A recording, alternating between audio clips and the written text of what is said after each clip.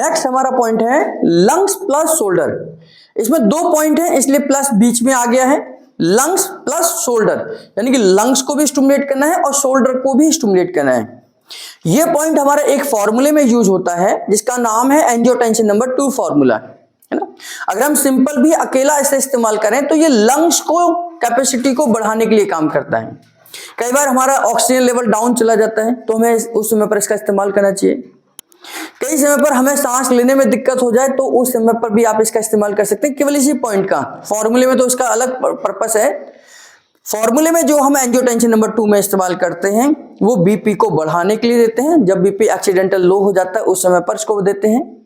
या निमोनिया की कंडीशन है कि भाई निमोनिया हो रही है पेशेंट को, निमोनिया की वजह से ठंड लग रही है उसको, तो उस समय पर हम इस पॉइंट का इस्तेमाल करते हैं, है ना।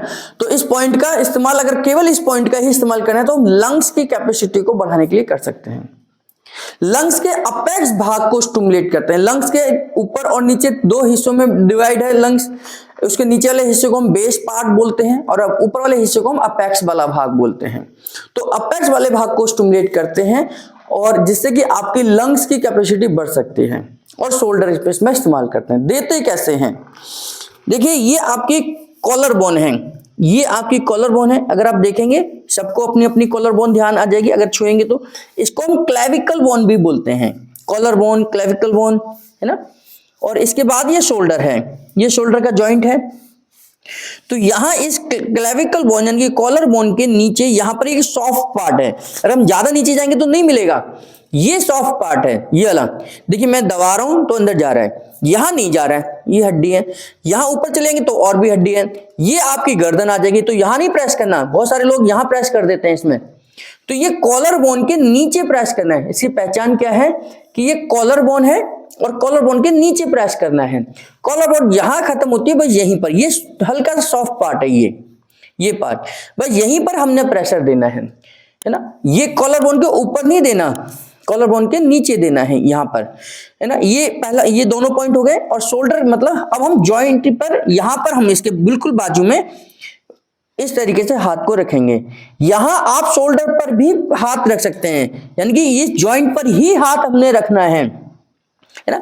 तो कैसे देंगे, हथेली को आप यहां रख लीजिए, हथेली को यहां रख लीजिए और हल्का सा प्रेशर नीचे की तरफ जाएगा और उसके बाद जॉइंट पर 6 सेकंड का होल्ड करेंगे। 1 2 3 4 5 6।